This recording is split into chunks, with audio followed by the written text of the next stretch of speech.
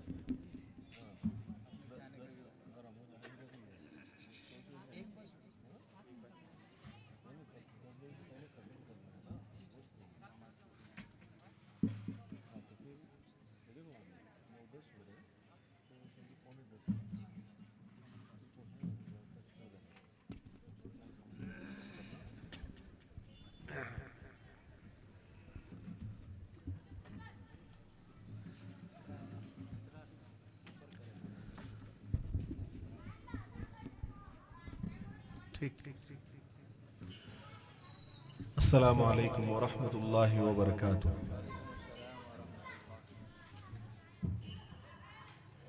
मेरी आवाज साफ आ रही है? जरा पीछे वाले हाथ उठा के बता दें। शायद मुझे ऐसा लग रहा है कि पीछे आवाज नहीं आ रही है साफ। आवाज आ रही है? चलिए माशाअल्लाह। मेरे पास सिर्फ आधा घंटा है, क्योंकि 10 बजे से पहले प्रोग्राम ख़त्म करना है, और 9:45 से पहले मुझे तकरीर भी ख़त्म करना है, और उसूल भी है, और ये कायदा कानून भी है कि 10 के बाद लाउड स्पीकर नहीं बजना चाहिए।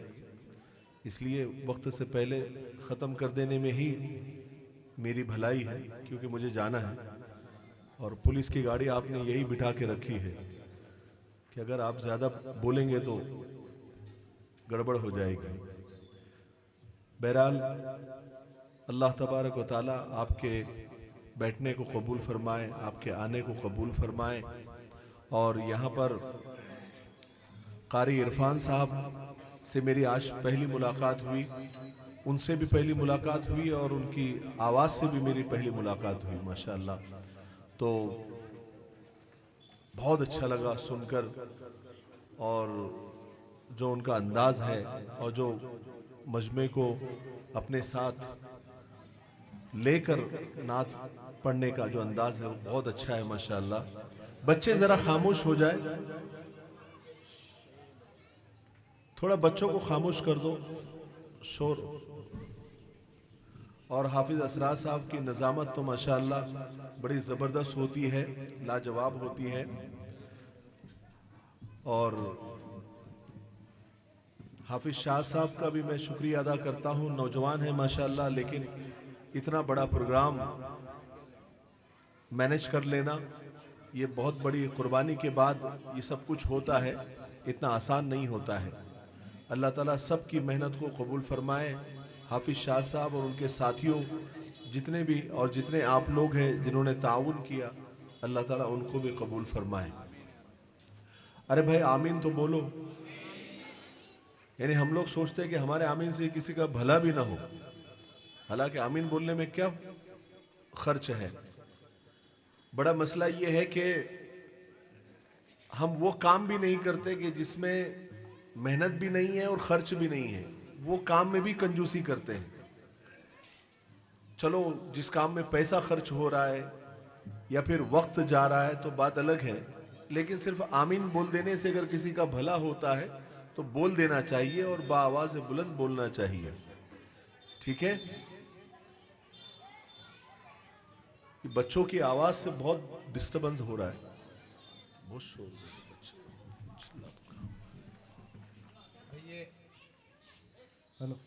ये उम्मत के मुस्तकबिल को थोड़ा खामोश किया जाए। उम्मत का मुस्तकबिल बड़ा आवाज़ कर रहा है, इनका वक्त अभी आवाज़ करने का नहीं है। अभी आप थोड़ा सा खामोश हो जाए, मुस्तकबिल में आपको आवाज़ ही करना है इंशाल्लाह। थोड़ी देर के लिए आप खामोश हो जाए। आदम ना खाते गंदुम का दाना तो पैदा ना होता ये कुतवार खाना।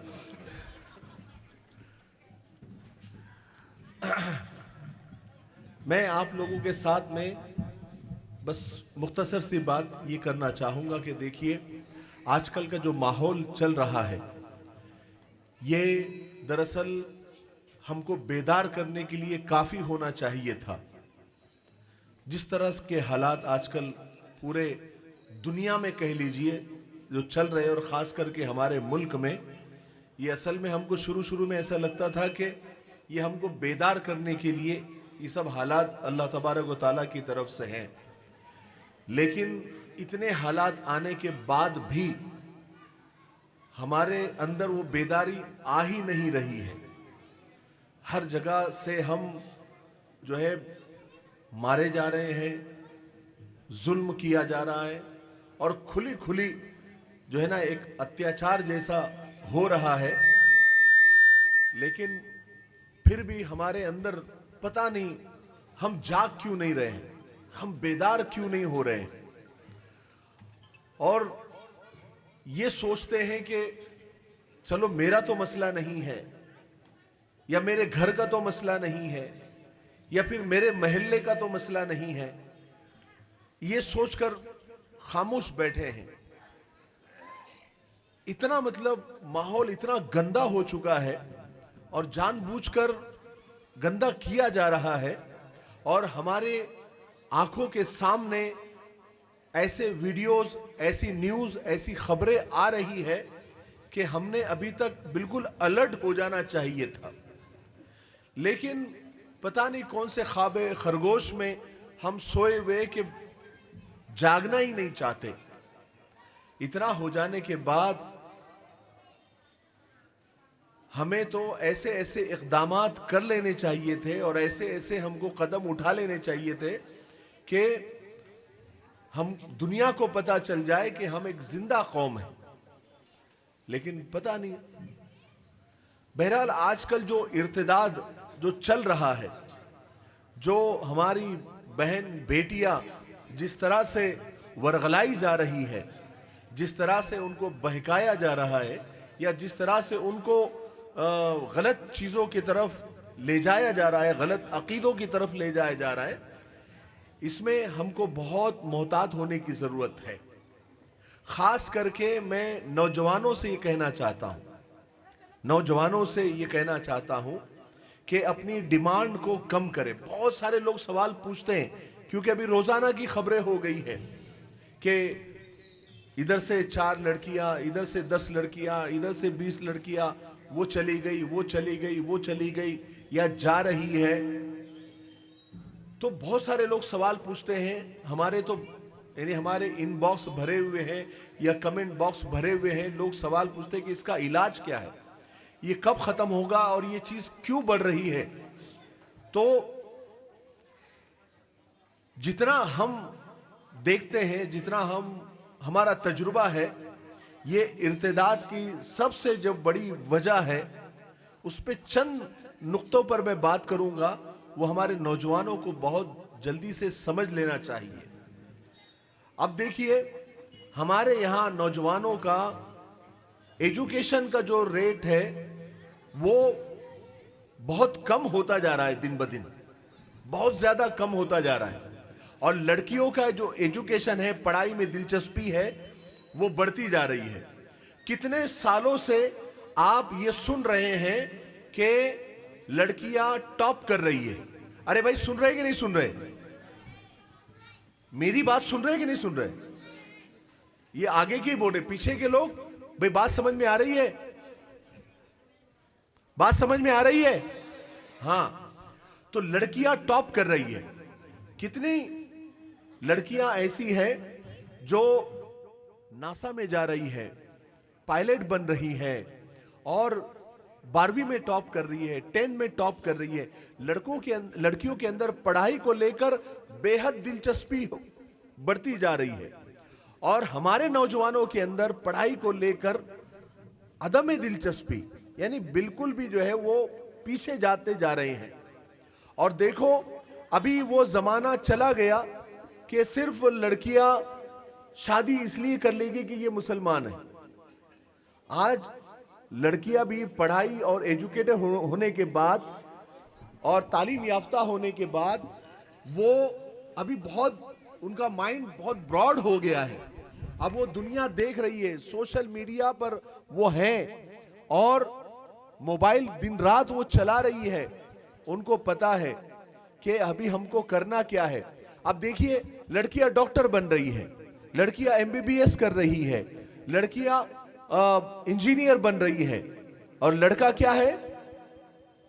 लड़का क्या है? गुटखा खा रहा है, गुटकेबाज है, सिगरेट पी रहा है, 500 कमा रहा है, 300 की पुड़िया खा रहा है, 500,000 रुपए कमा रहा है, 500 की सिगरेट पी रहा है, लड़कियां ताड़ रहा है, छेड़ रहा है, एक एक लड़के के 4-4 लड़कियों के साथ अफेयर है। इस तरह के नुक्कड़ों पर बैठे हुए हैं, रातों को जाग रहे हैं, 3-3, 4-4 बजे तक जाग रहे हैं। कोई शराब भी पी रहा है, कोई दिन रात जो है इन्हीं गलत कामों में पड़े हुए हैं, और लड़कियां पढ़ रही है। अब उनका मुकाबला, जब लड़कियां शादी के लिए तैयार हो जाती है, तो ऐसे लड़के उनके सामने आते हैं, उनके बराबरी के नहीं आते हैं।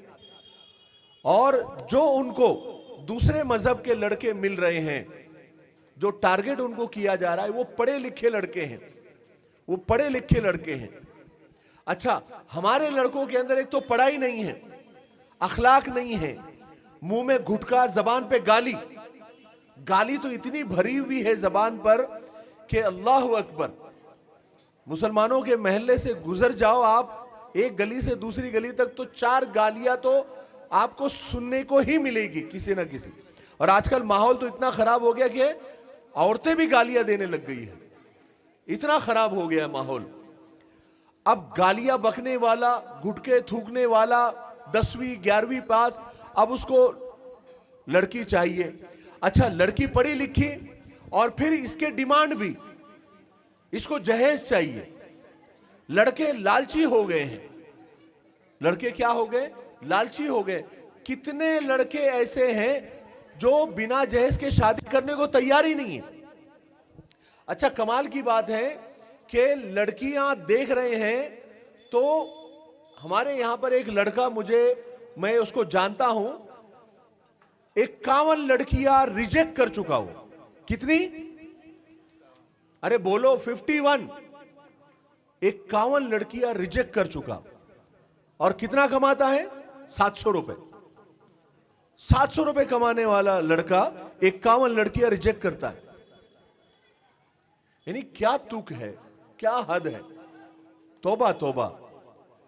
अच्छा, कोई भी लड़का, उसके लिए फख्र की बात है, अरे मैंने तो 10 लड़कियां देखा, मैंने तो 15 लड़कियां देखा, मैंने तो 17 लड़कियां देखा, मैंने तो 20 लड़कियां देखा, रिजेक्ट कर दिया, नहीं पसंद आई।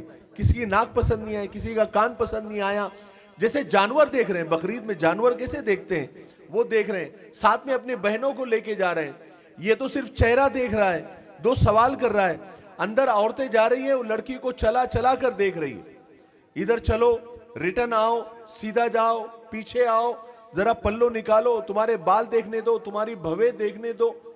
यानी क्या हो रहा है? एक लड़की की शादी होना इतना मसला बन गया है।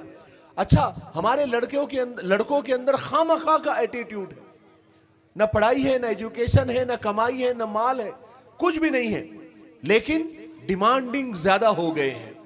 उनको जहेज भरपूर चाहिए, खाने में 16 पकवान चाहिए, है ना, और गाड़ी चाहिए, और उनको जहेज में कैश चाहिए, इतने ड्रेस चाहिए, और इतने लोगों का खाना चाहिए। बताइए गरीब लड़कियां कहां जाएगी? अच्छा, जो सामने से ऑफर आ रहे हैं, दूसरे मजहब के लड़के जो ऑफर कर रहे हैं, एक तो वो पढ़े लिखे, क्योंकि वो तो एक एजेंडा लेकर काम कर रहे हैं ना, उनके लिए तो कोई ये मैटर ही नहीं है, वो एक एजेंडे पे काम कर रहे हैं, वो अपना सब कुछ कुर्बान करने को तैयार है, उनको जहेज नहीं चाहिए। वो पढ़े लिखे भी, उनको जहेज भी नहीं चाहिए, उनको शादी में खर्च भी नहीं चाहिए, कुछ भी नहीं। अब सोचिए, एक लड़की को अगर 15-20 मुस्लिम लड़के रिजेक्ट करके गए हैं, उसका मेंटली वो कितनी टॉर्चर हो गई होगी कि मुझे 15-20 मुसलमान लड़के जो कि पढ़े लिखे भी नहीं थे, जहेज मांगने वाले थे, घुटकेबाज थे, गालीबाज थे, और मैं पढ़ी लिखी और मुझे रिजेक्ट करके गए। सिर्फ मेरा रंग थोड़ा सावला था, या मेरे बाल थोड़े से ऐसे थे, या मेरे रंग रूप में थोड़ी सी कमी थी, या फिर जो भी था, मुझे 15-20 लड़के रिजेक्ट करके गए हैं। और एक लड़का सामने से आता है, खूबसूरत है, नौजवान है, पढ़ा लिखा है, बात करने का सलीका है। उस लड़की को मालूम नहीं है कि वो एजेंडाधारी है, वो एजेंडा लेकर काम कर रहा है, लेकिन वो बिल्कुल मीठी बात, इस्लाम के बारे में अच्छी अच्छी बातें कर रहा है, शादी का ऑफर कर रहा है, उसके साथ प्यार कर रहा है, उस पर खर्च कर रहा है, और उसको लेके जा रहा है, घुमा रहा है, फिरा रहा है, निकाह का ऑफर कर रहा है, और बगैर जहेज के, बगैर खर्च के कोर्ट के अंदर ले जाकर शादी करने को तैयार है। माँ बाप को समझा रहा है, माँ बाप भी तैयार हो, माँ बाप देख रहे हैं कि मेरी सोसाइटी में बच्ची की मेरी उम्र होती जा रही है और उसकी शादी नहीं होगी तो क्या होगा, चलो ठीक है, ऐसे नहीं तो ऐसे, आज नहीं तो कल हो जाएगा सब ठीक, वो शादी करा दे। हमारे यहाँ पर एक लड़की का नाम आया ना, जब ऐसा मैटर सामने आया तो उसके घर पर गए, जो तंजीम है ना, जो संगठनाएं काम कर रही है, वो उसके घर पे गए माँ बाप को समझाने के लिए कि आपकी बेटी देखो ऐसा ऐसा कर रही है, इसको जरा आप समझाओ। तो वो बाप कहने लगा, मेरी बेटी को 17 लड़के रिजेक्ट करके गए हैं। कितने लड़के? 17 लड़के रिजेक्ट करके गए हैं, और सब के सब जहेज मांगने वाले, सबको 16 पकवान चाहिए, सबको लॉन में शादी चाहिए, और सबको जो है 2 व्हीलर चाहिए, इतने ड्रेस चाहिए, इतनी सारी उनकी डिमांड है, अंगूठी चाहिए, घड़ी चाहिए, जूते चाहिए, सूट चाहिए। मैं कहां से लाके दूं?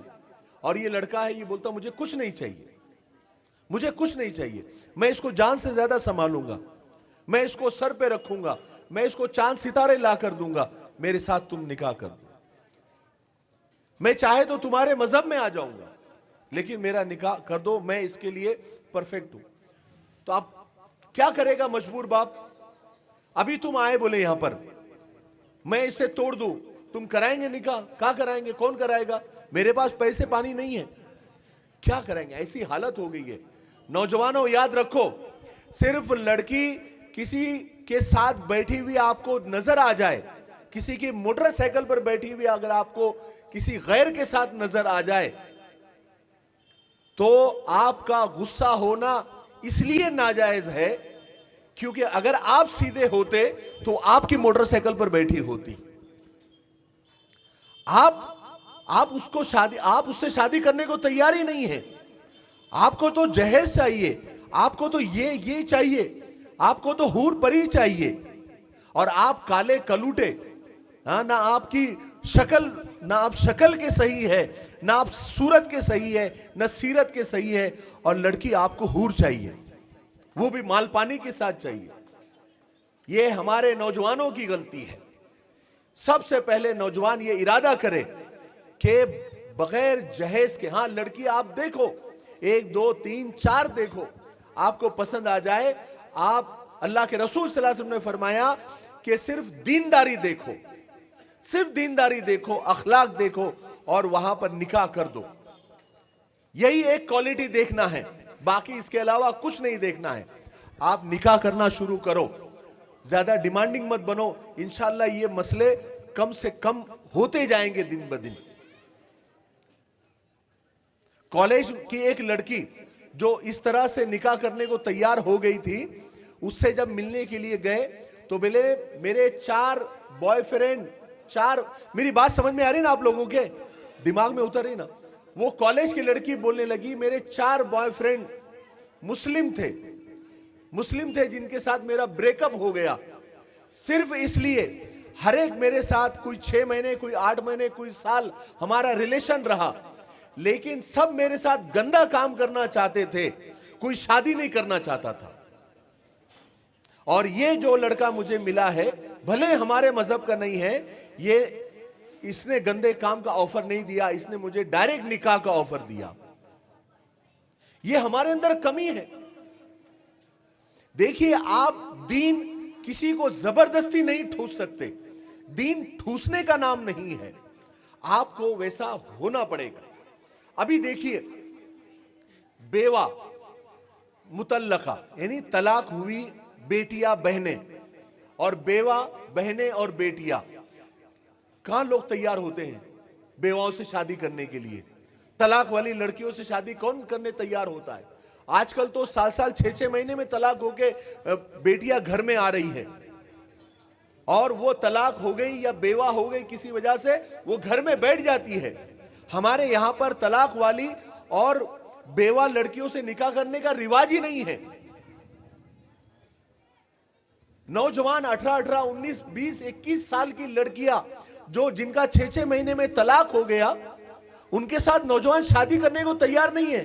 उनको कैसे रिश्ते आ रहे हैं? 55 साल के, 60 साल के, 45 साल के, 47 साल के, ऐसे रिश्ते 21 साल की और 22 साल की लड़की को रिश्ते आ रहे हैं, बुढ़े रिश्ते उनको आ रहे हैं,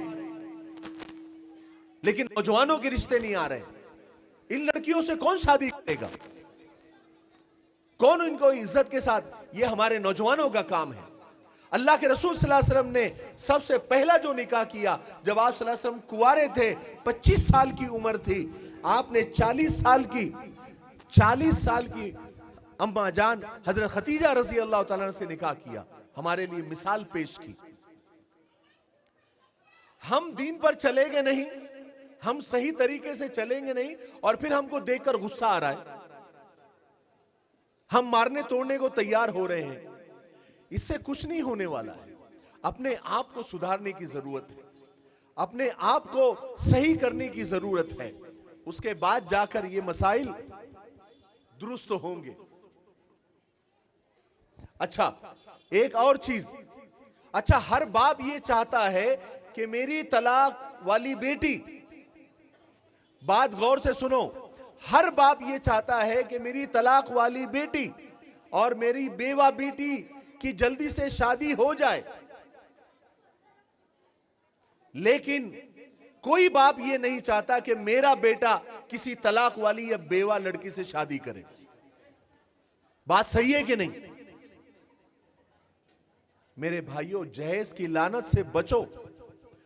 और सबसे बड़ी मैं चीज, जो यहां पर खवातीन बैठी है, हमारी माएं बहनें बैठी हुई है, मैं उनसे यह कहना चाहता हूं कि दुनिया की तालीम के साथ साथ दीन की तालीम पर भी तवज्जो दो। सबसे बड़ी चीज हमारी दीन की तालीम बोले तो क्या? दीन की तालीम बोले तो 10 सूरे याद, नमाज मुकम्मल, 40 हदीसें याद या 40 दुआएं याद या कुरान खत्म, हो गई दीन की तालीम। यहां मेहनत नहीं है। यहां ये मालूम है ना क्या है? क्या है बोलो? यहां दिल, ईमान, यहां पर ईमान होता है, इस पर मेहनत नहीं है। हमारे बच्चियों को पता ही नहीं अकीदा क्या है, ईमान क्या है।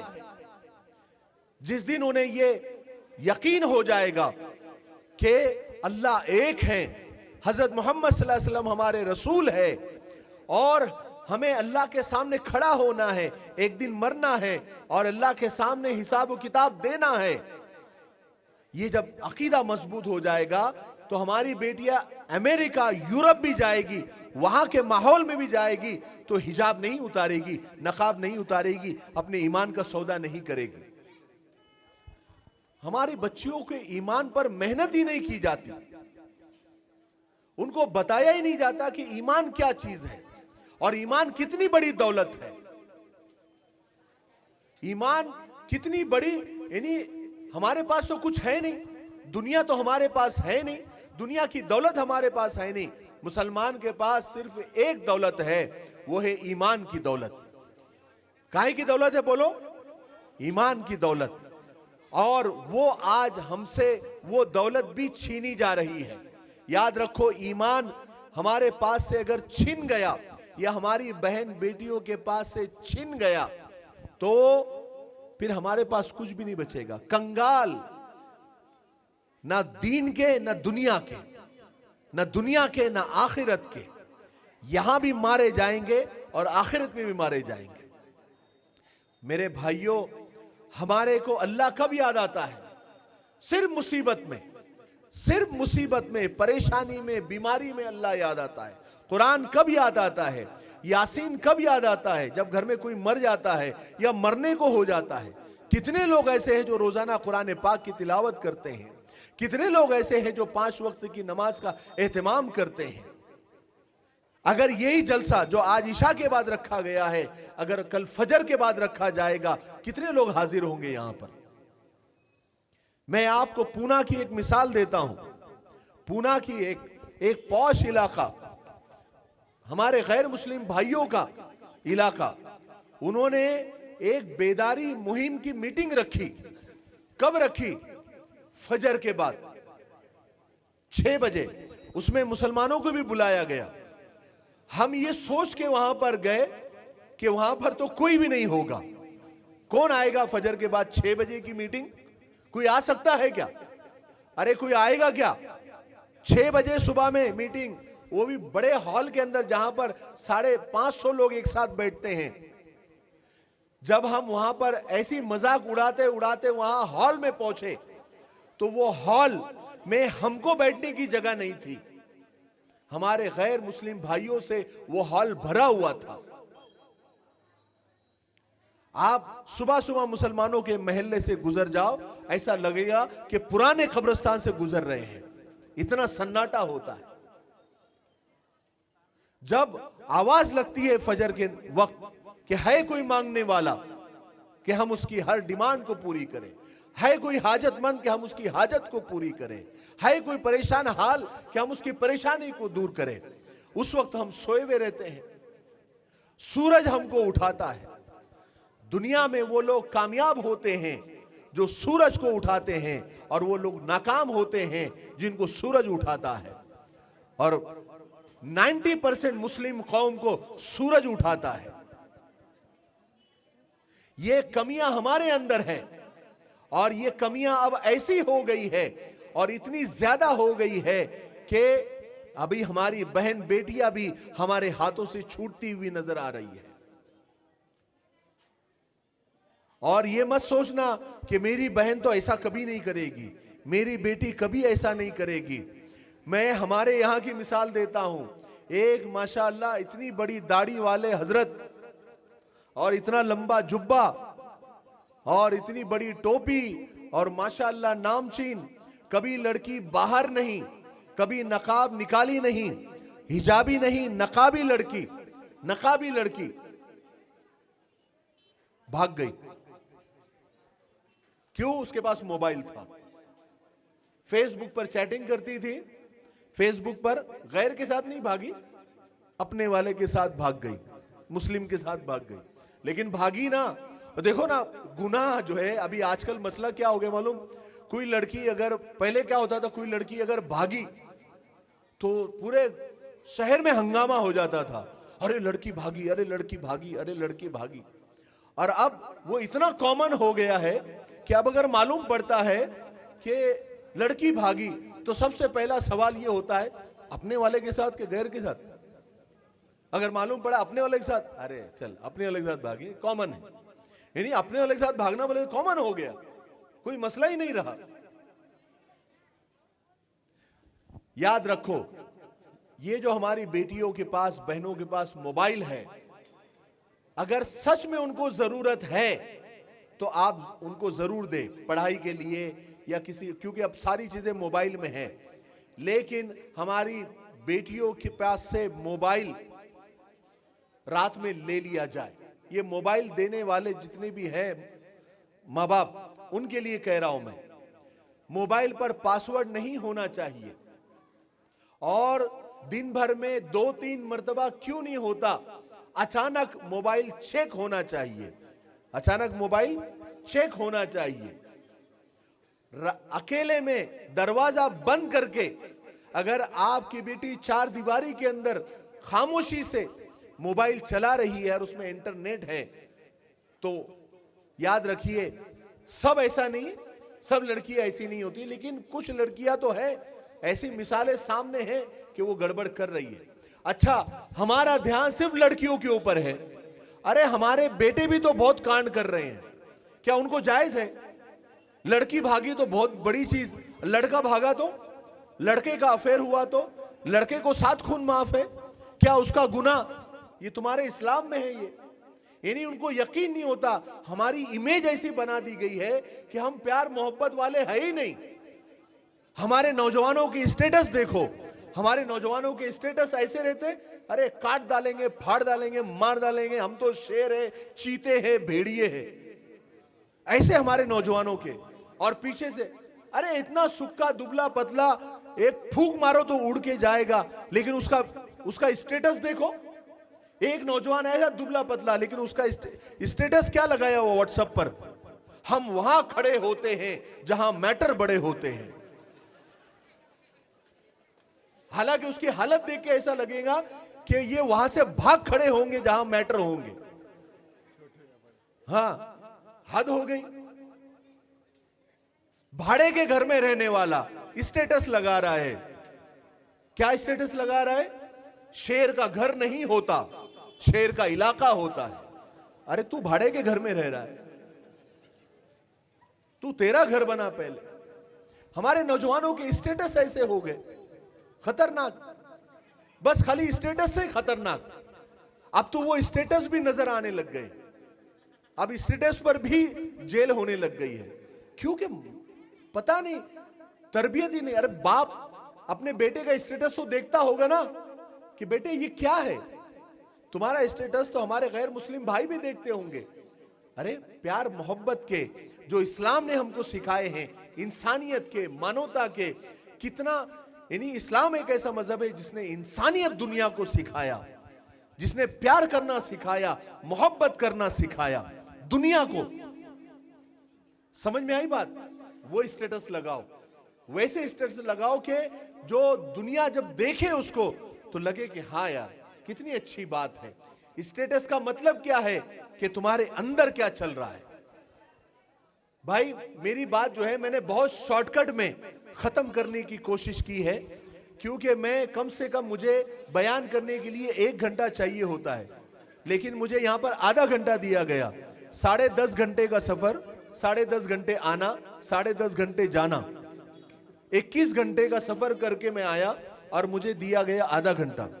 इसलिए मैंने मुख्तसर में बात को यानी कवर करने की कोशिश की।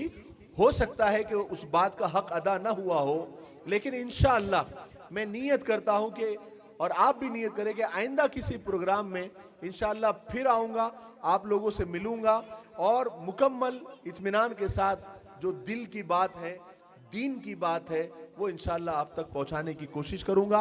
उम्मीद करता हूं कि जितनी बातें मैंने आप लोगों को समझाई है वो आप लोगों को समझ आ गई होगी, और जिनको नहीं समझ आई होगी तो हमारे चैनल पर सारे वीडियोस भरे पड़े हैं, आप देख सकते हैं। आप हमारे वीडियोस देखते हैं कि नहीं देखते हैं?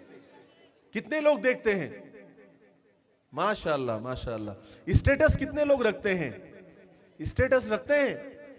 बहुत कम लोग रखते हैं। इरादा करो कि स्टेटस रखेंगे। आप लोगों के लिए बनाता हूं मैं, आप लोगों के लिए बनाता हूं ताकि ये प्यार और मोहब्बत का पैगाम, इंसानियत की बात दुनिया तक पहुंचे।